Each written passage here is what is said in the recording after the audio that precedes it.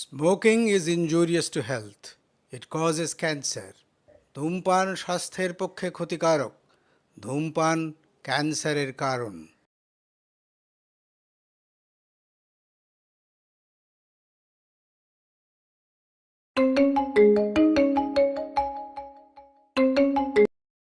হ্যাঁ মা, তুমি রেডি তো?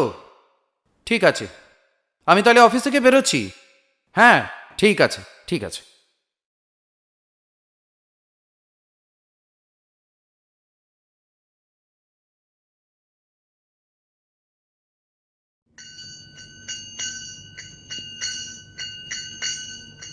ভোর হইল, জগৎ জাগিল, চেতনে চাহিল নারী নর। ভোর হইল, জগৎ জাগিল, চেতনে চাহিল নারী নর। মধুর তানে বিভুর গানে বিহঙ্গম কুল ছাড়ে সর। ভোর হইল, জগৎ জাগিল, চেতনে চাহিল নারী নর।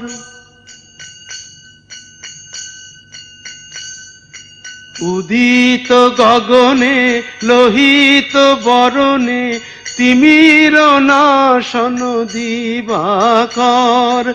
আলোকে ভাসিছে, পুলকে হাসিছে, নিখিল নাথের চরাচর। ভোর হইল, জগৎ জাগিল, চেতনে চাহিল নারী নর।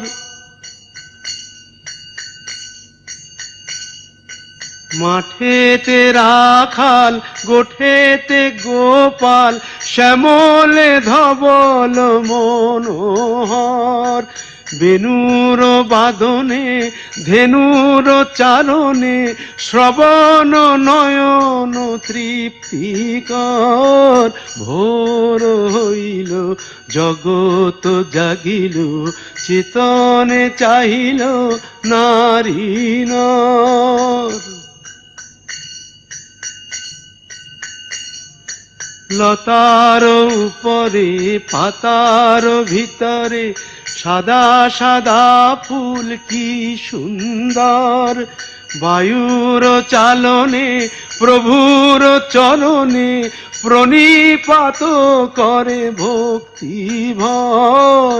ভোর হইল, জগৎ জাগিল, চেতনে চাহিল নারী নর।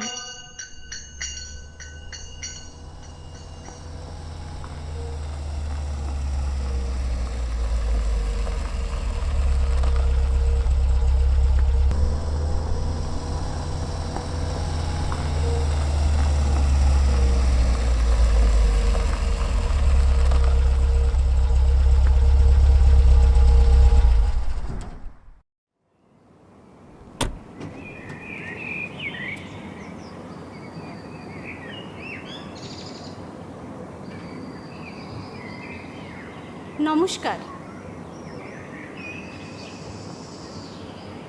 আসুন জেঠিমা, আমি আপনাদের জন্যই অপেক্ষা করছিলাম। আসুন, ভেতরে আসুন।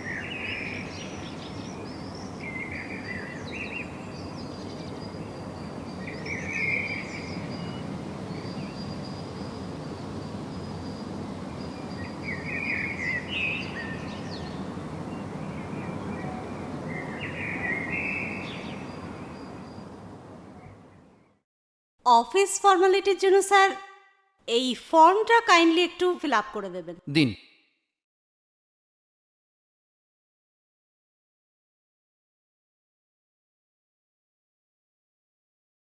মাকে একটু দেখবেন, যেন কোনো কষ্ট না হয়। আপনাদের কাছে রেখে গেলাম তো।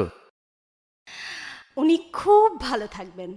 আর তাছাড়া এখানে ওনাদেরকে মাঝে মাঝে বেড়াতে নিয়ে যাওয়া হয়। ওনাদের আনন্দ দেওয়ার জন্য আমরা সব রকম ব্যবস্থা করে থাকি। আর তাছাড়া আমি তো আছি। Thank you.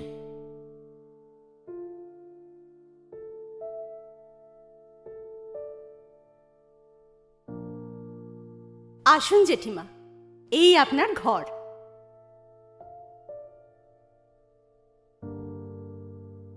বাহ, তোমার নাম কি? এখানে কতদিন আছো?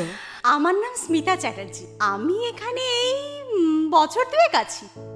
আপনি এখন রেস্ট নিন, আমি আসি। আপনার কিছু দরকার হলে আমাকে নিশ্চয়ই বলবেন। আমি আসি, হ্যাঁ।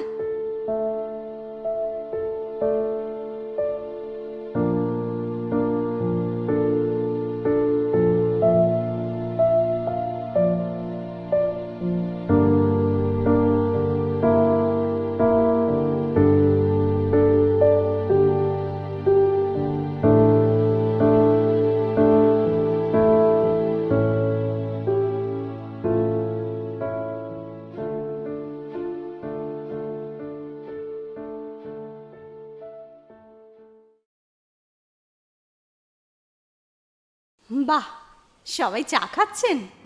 হ্যাঁ। আপনার শুনলাম শরীর খুব খারাপ। আপনি প্রেশারের ওষুধটা খেয়েছেন, ওটা রোজ খাবেন, ঠিক আছে? আর আপনি, আপনার নাকি পেট ব্যথা? ওহো, আপনি এক কাজ করবেন, আজকে কিন্তু শুধু সেদ্ধ ভাত খাবেন, ঠিক আছে? আর আপনার শরীর কেমন আজকে? ভালো আছি। বাহ, বেশ। আপনারা তাহলে এখন গল্প করুন, আমি আসি।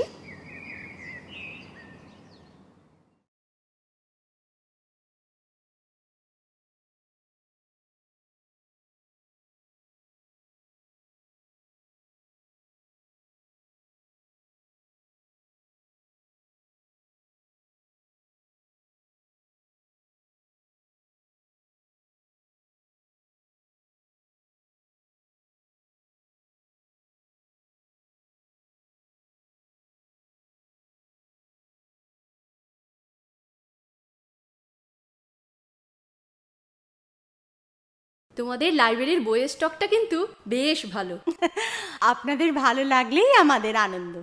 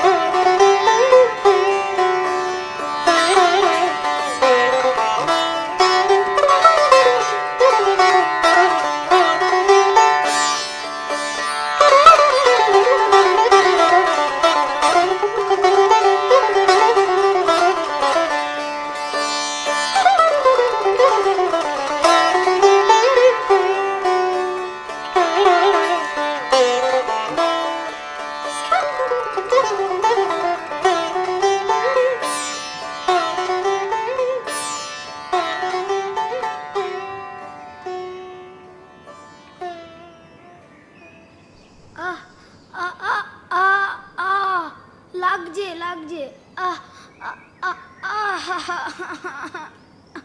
লাগছে লাগছে। ঠাম্মা ঠাম্মা, আমাকে দেখে তোমার বাড়ির কথা মনে পড়ছে, তাই না? কিচ্ছু হবে না, আমরা তো আছি। আমরা আজ থেকে মিলে তোমার সাথে গল্প করব।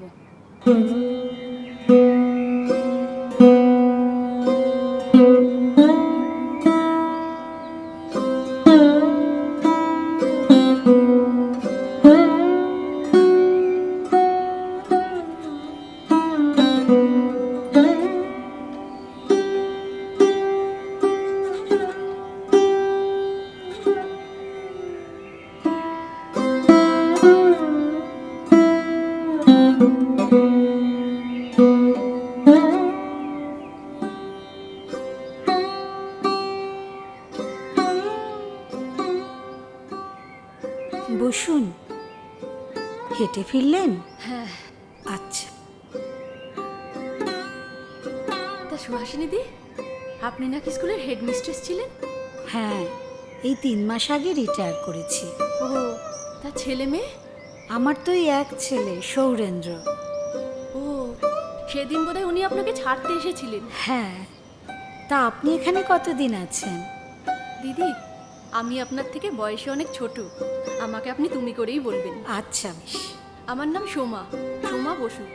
সুরসঙ্গম বলে একটি গানের স্কুলে আমি গান শেখাতাম। তাহলে এখানে হঠাৎ?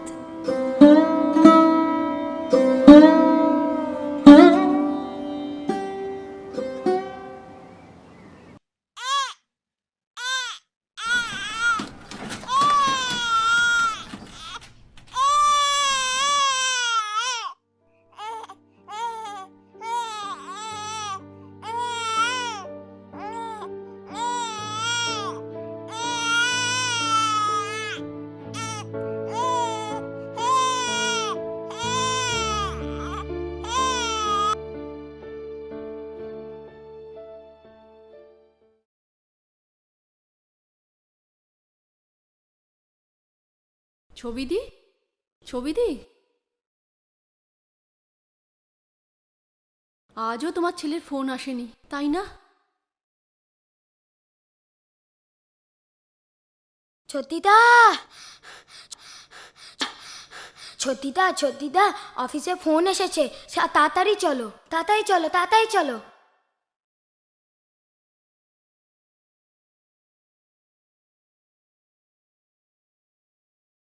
মা, এবার অফিস থেকে ছুটি পাইনি, তোমাকে পুজোতে নিয়ে আসতে পারবো না। কিছু মনে করো না মা, তুমি ভালো থেকো, পরে কথা বলবো আবার।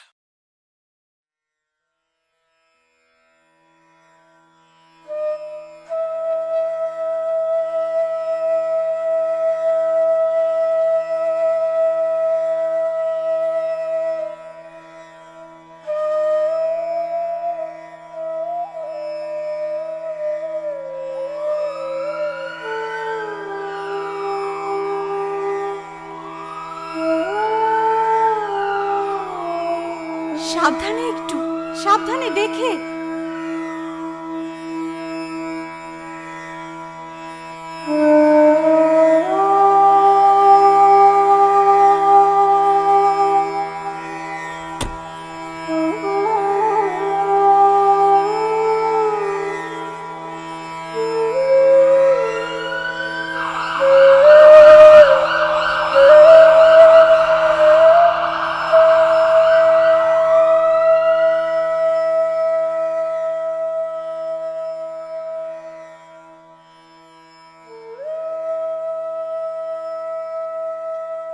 আসবো?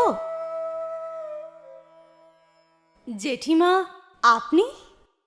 আসুন আসুন, ভেতরে আসুন। কোনো দরকার ছিল আমাকে? না না, তেমন কিছু না। আসলে সময় কাটছিল না, তাই তোমার কাছে চলে এলাম। কোনো অসুবিধা করলাম না তো? অসুবিধা কিসের? বসুন। দুপুরবেলা তোমার বিশ্রামের ব্যাঘাত ঘটালাম। না না, আমি দুপুরবেলা ঘুমোই না, ওই বসে একটু বইটই পড়ি আর কি।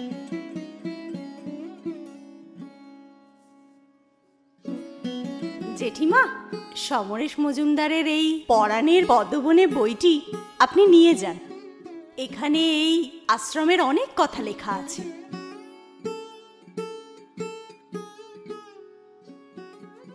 আপনি এই বইটা পড়ুন, দেখবেন খুব ভালো লাগবে। আচ্ছা, এখন থাক সেসব কথা, আপনার কথা বলুন। আমাদের বাঙুর এভিনিউতে নিজেদের দোতলা বাড়ি আছে। স্বামী প্রায় 10 বছর হলো গত হয়েছেন। আমি আর আমার ওই এক ছেলে।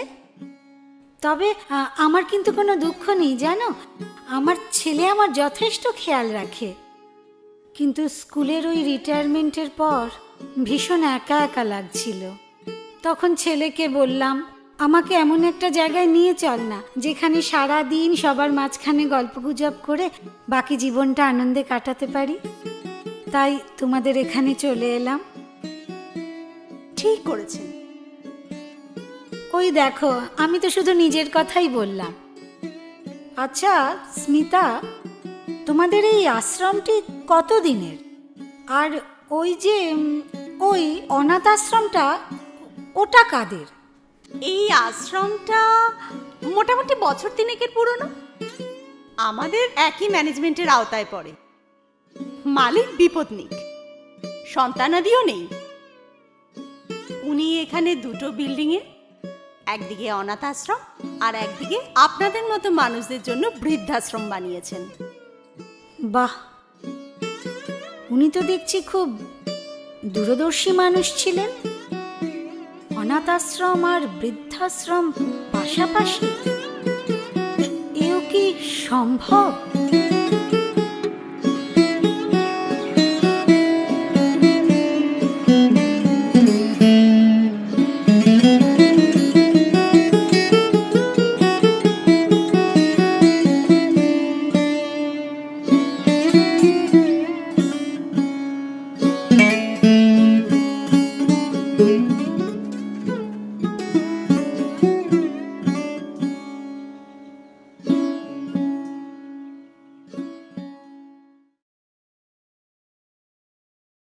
আজকের দিনে প্রায় 3 বছর আগে আমি আমার ছেলেকে এই তিথিতে হারিয়েছি।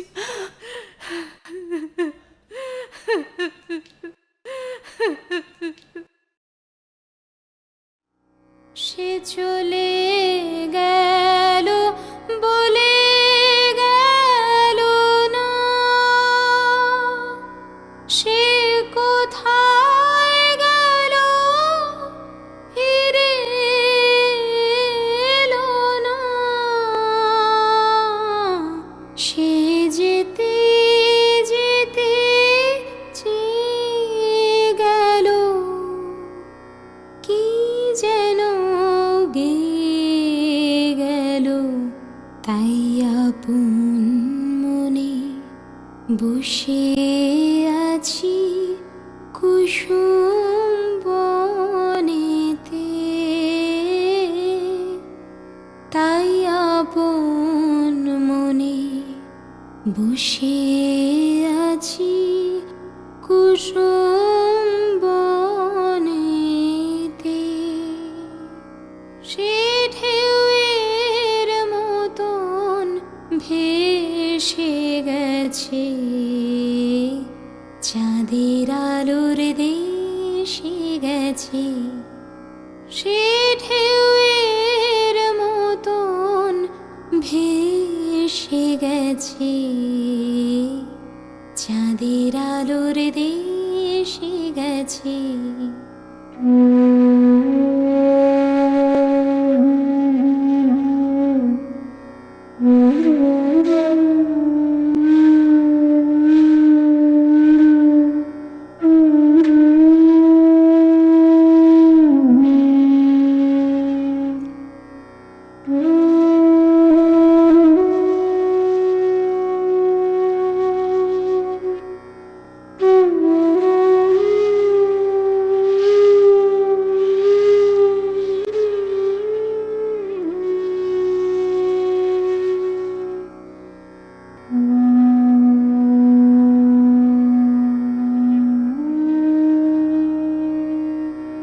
যেখান দিয়ে হেসে গেছে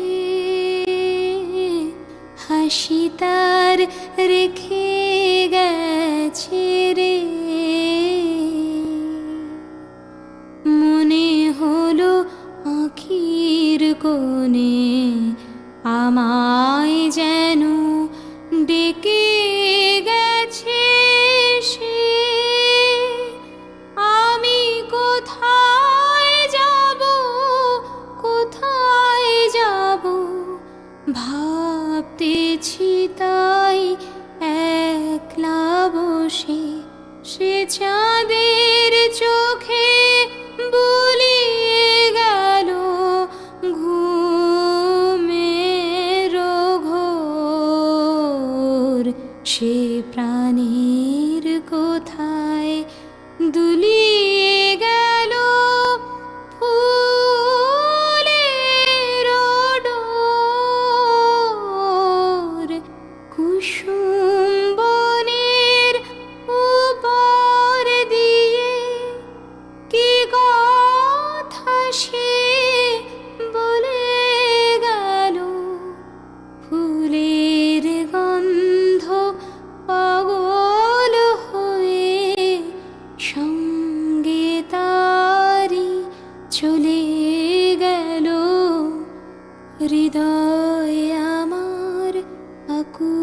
হলো নয়ন আমার মুদে এলো রে, কোথায় কোথায় গেল সে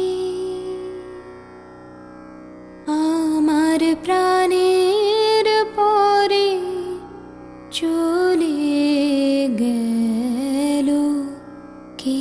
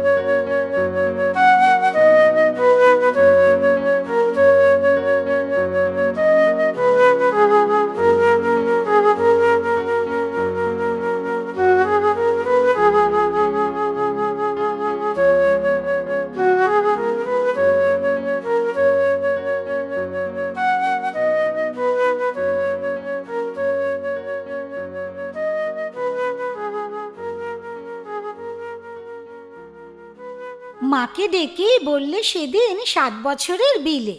সত্যি বলো, কোত্থেকে মা আমায় এনেছিলে? মুচকি হেসে মা বললেন, চড়ক পুজোর দিনে নিউ মার্কেট থেকে তোকে এনেছিলাম কিনে। বললে বিলে? চড়ক পুজোয়? ঠিক ধরেছি আমি, বুদ্ধি আমার আছে, যতই করি মা বাঁদরামি। ছি ছি, এতই কৃপণ তুমি? চৈত্র মাসের সেলে সস্তা দামে রিডাকশনে আনলে কিনে ছেলে। তাই মা আমার আঙুলগুলো এমন ছোট বড়, হাফ দামেতে কিনলে জিনিস হবেই এমন তর।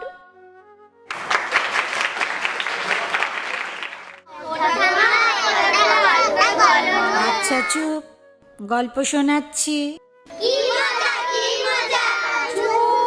আচ্ছা, একটা গল্প বলি, শোনো। এক গ্রামে একটা রাখাল ছেলে ছিল। সে রোজ বনের ধারের এক মাঠে গরু চড়াতে যেত। সেই বনের ধারের মাঠে আরো অনেক লোকজন কাজ করত। একদিন রাখাল ভাবল যে সবার সাথে সে মজা করবে। যেই না ভাবা, অমনি সে হঠাৎ চিৎকার শুরু করলো, বাঘ এসেছে, বাঘ এসেছে! তাই শুনে চারপাশের সব লোকজন কাজ ফেলে দিয়ে দৌড়ে এলো রাখালকে বাঁচাতে। এসে দেখলো, ও মা, কোথাও কিচ্ছু নেই। তখন তারা খুব বিরক্ত হলো রাখালের উপর। ওরা যে যার মতো আবার কাজে চলে গেল। তারপর দিন সেই এক ঘটনা, আবার রাখাল চিৎকার করছে, বাঘ এসেছে, বাঘ এসেছে! আবার লোকজন দৌড়ে এলো, এসে দেখে কোথাও কিচ্ছু নেই। তখন তারা খুব রেগে গেল রাখালের উপর। রেগে গিয়ে যে যার কাজে চলে গেল। পরের দিন রাখালের কাছে সত্যি সত্যি বাঘ এলো। সে তখন ভয় পেয়ে চিৎকার করতে লাগলো, বাঘ এসেছে, বাঘ এসেছে, বাঁচাও! কিন্তু সেদিন আর কেউ এলো না রাখালকে বাঁচাতে। কেন এলো না? তাই কেউ আর রাখালকে বাঁচাতে এলো না। আর বাঘ কি করলো? রাখালকে মেরে চলে গেল। তাহলে এর থেকে আমরা কি শিখলাম? হ্যাঁ, কখনো মিথ্যে কথা বলবে না। নন্দকুমার পেরোনোর পর চণ্ডীপুর বাজকুল ছাড়িয়ে কালীনগরে পৌঁছে আমি প্রদীপকে জিজ্ঞাসা করলাম, কোথায় যাচ্ছি বলো তো? প্রদীপ বলল, এই তো এসে গেছি। ডান হাতে কালী মন্দির, তার পাশের রাস্তা দিয়ে যেতেই একটা ছোট নদী, নদীর ওপর সাঁকো, কয়েকটা ছোট্ট গ্রাম্য দোকান। প্রদীপের কথায় ড্রাইভার গাড়ি থামালে চোখে পড়ল দূরে মাঠের মধ্যে ত্রিপল জাতীয় কিছু টাঙিয়ে তার নিচে রান্না হচ্ছে। অনেক ছেলে মেয়ে, যাদের মধ্যে শিশুর সংখ্যাই বেশি, ওইখানে খেলা করছে। অবাক হয়ে জিজ্ঞাসা করলাম, ওরা কারা? পিকনিক করছে। ওই পিকনিকে আসার জন্যে বলরাম আমাকে অনুরোধ করেছে। আমি বললাম আপনাকে নিয়ে আসব। ওই তো বলরাম আসছে। বলরাম বলল, চলুন দাদা, রান্না হয়ে গেছে। মাঠ পেরিয়ে রান্নার জায়গায় পৌঁছতেই শিশুরা আমাদের ঘিরে ধরল। প্রত্যেকের শরীরে যে পোশাক রয়েছে তা খুবই সস্তার, কিন্তু পরিষ্কার। আলাপ করে জানলাম যে এরা কেউ 2, কেউ বা 3-তে পড়ে। কয়েকটি কিশোরীও দলে আছে। তাদের দুজন আবার সেকেন্ডারি পরীক্ষা দেবে। বলরামের দিকে তাকিয়ে জিজ্ঞাসা করলাম, এরা কারা, কোন গ্রামে থাকে? বলরাম বলল, আমাদের এই গ্রামের নাম পাউসি। ওই যে নদীটা দেখলেন, ওর নাম রসুলপুর। এরা সবাই অন্তোদয় অনাথ আশ্রমের সন্তান। আমি চেষ্টা করি ওদের ভালো রাখতে। আমি হোঁচট খেলাম। প্রায় 80টি শিশু কিশোর কিশোরীকে ভালো রাখার দায়িত্ব নিয়েছে বলরাম। কেন? এটা তো স্বাভাবিকের পর্যায়ে পড়ে না। বিস্ময় আরও অপেক্ষা করছিল আমার জন্য। দোতলায় উঠে একটা বন্ধ দরজায় নক করল সে। কয়েক সেকেন্ড পরে ধোপদুরস্ত পোশাকের এক মোটা চেহারার বৃদ্ধ দরজা খুললেন। দেখলেই বোঝা যায় উনি বিদেশে বাস করেন। গম্ভীর মুখে বললেন, ইয়েস।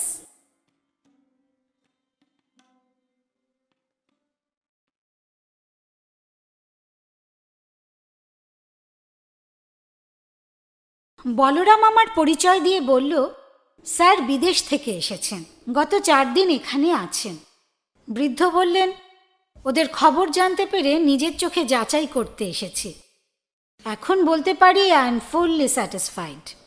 এদের জন্য কিছু করা আমার কর্তব্য।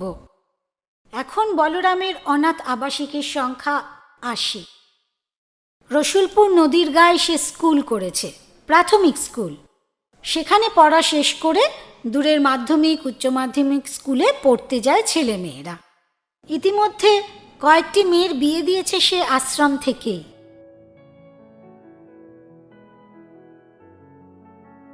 কেমন লাগলো? বিস্ময়ের ঘোর এখনো কাটেনি। এও সম্ভব?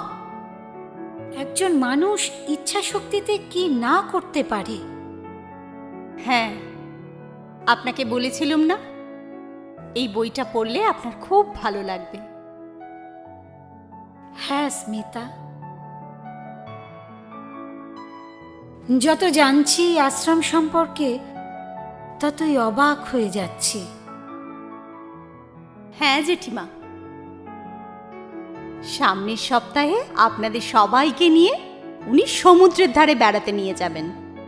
তাই? বাহ, খুব ভালো খবর। ওনার সাথে আলাপ করারও আমার খুব ইচ্ছে রইল। নিশ্চয়ই, উনি নিজেই আপনাদের সঙ্গে আলাপ করবেন। দেখবেন মানুষটা কত অমায়িক, কি সরল। তুমি যাবে তো আমাদের সাথে? নিশ্চয়ই জেঠিমা, আমরা সবাই একসাথে যাব।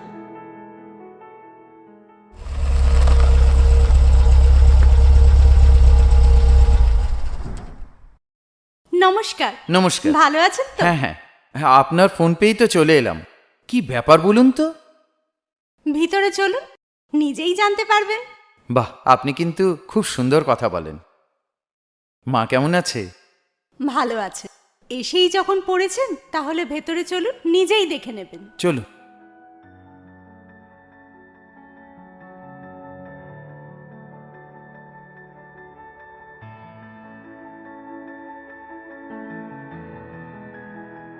কিরে বাবু, তুই ভালো আছিস? হ্যাঁ মা, ভালো আছি।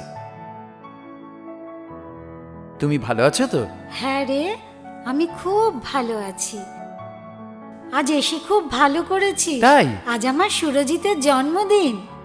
জানি, আমাকে স্মিতা ম্যাডাম সব বলেছেন। আপনার রিকোয়েস্টে আমার তরফ থেকে thank you so much. Welcome. বাবু, এদের একটু দেখিস। হ্যাঁ মা, আমি আছি তো, তুমি কিচ্ছু চিন্তা করো না।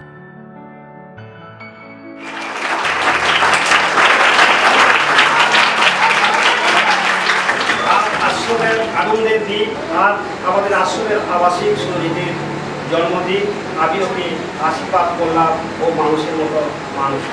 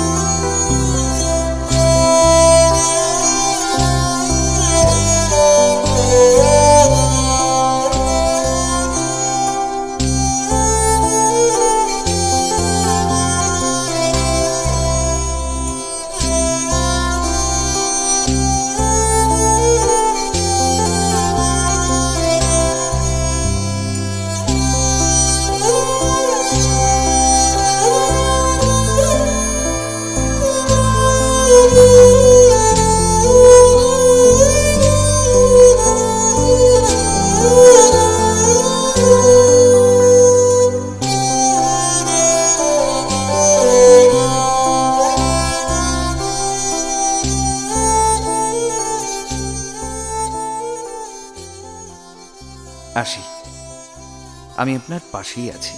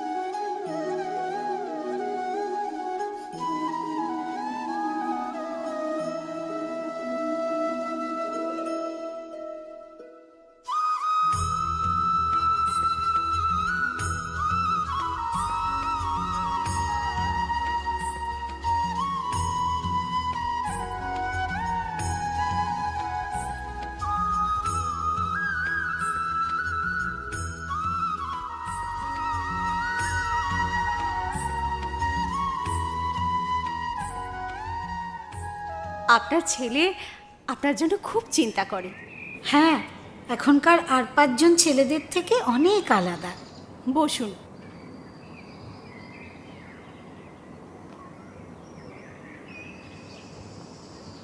বাড়িতে আর কেউ নেই? না, শেষ পর্যন্ত ছেলেটার আর বিয়ে দিয়ে উঠতে পারলাম না। সব কিছু ঠিকঠাক হয়েও শেষ মুহূর্তে মেয়েটা ওকে রিজেক্ট করলো। কেন? সে অনেক কথা, তোমায় পরে বলবো একদিন। আচ্ছা, তুমি বিয়ে করনি? না জেঠিমা। কেন? সে আর হয়ে উঠল না।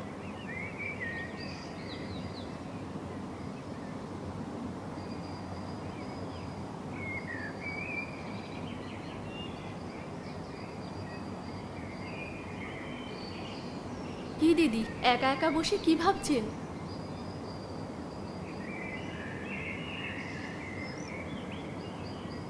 ভাবছি না, দেখছি, প্রকৃতির সৌন্দর্যকে দেখছি। সত্যি জায়গাটা খুব চমৎকার। হ্যাঁ, ঠিকই বলেছেন, জায়গাটা সত্যিই সুন্দর, কিন্তু আমার তো আর বাঁচতে ইচ্ছে করে না। এরকম কথা বলো না, নিজেকে নিয়ে ভাবতে শেখো। দেখো, দুঃখ তো জীবনে আছেই, দুঃখের পেছনে আছে আনন্দ। সেটাকেই খুঁজে নেওয়ার চেষ্টা করো। প্রকৃতির মধ্যে নিজের আনন্দকে খুঁজে নাও, দেখবে তুমি ঠিক বাঁচার রসদ খুঁজে পেয়েছো। ঠিকই বলেছেন দিদি, আপনাকে দেখে আমার সত্যি এখন বাঁচার ইচ্ছে হচ্ছে।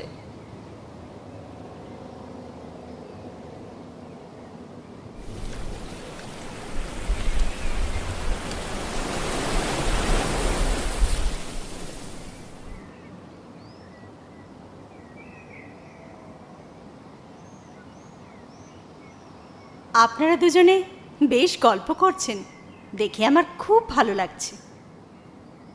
এই জায়গাটা পছন্দ হয়েছে আপনাদের? খুব পছন্দ হয়েছে। খুব সুন্দর জায়গায় নিয়ে এসেছো স্মিতা আমাদের। সত্যিই খুব ভালো। এখানে সে সত্যি আরও বেশি করে বাঁচতে ইচ্ছে করছে, জানো। সত্যি জায়গাটা ভীষণ সুন্দর। আপনাদের ভালো লাগলেই আমাদের ভালো লাগা। তোমারও যে ভালো লাগা আমাদের বড় প্রয়োজন। তুমিও ভালোবাসতে শেখো, নতুনভাবে বাঁচতে শেখো। দেখবে এই প্রকৃতির মধ্যেই তুমি বাঁচতে পারবে, আর মানুষের মধ্যেই তো তুমি বেঁচে আছো।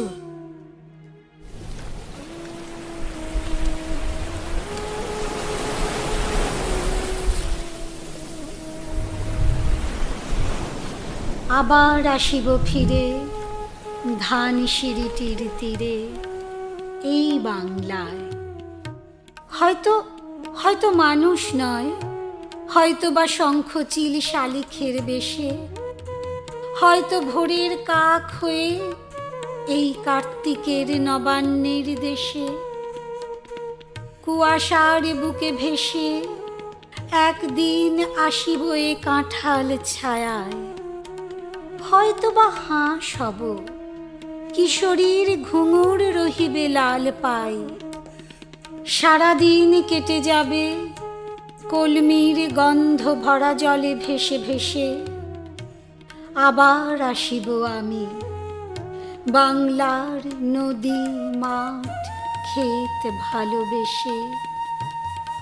জলাঙ্গির ঢেউয়ে ভেজা বাংলার এই সবুজ করুণ ডাঙায় হয়তো দেখিবে চেয়ে সুদর্শন উড়িতেছে সন্ধ্যার বাতাসে। হয়তো শুনিবে এক লক্ষ্মী পেঁচা ডাকিতেছে শিমুলের ডালে। হয়তো খইয়ের ধান ছড়াতেছে শিশু এক উঠানের ঘাসে। রূপসার ঘোলা জলে হয়তো কিশোর এক সাদা ছেঁড়া পালে ডিঙা বায়। রাঙা মেঘে সাঁতরায় অন্ধকারে আসিতেছে নীরে, দেখিবে ধবল বক। আমারে পাবে তুমি ইহাদের ভিড়ে।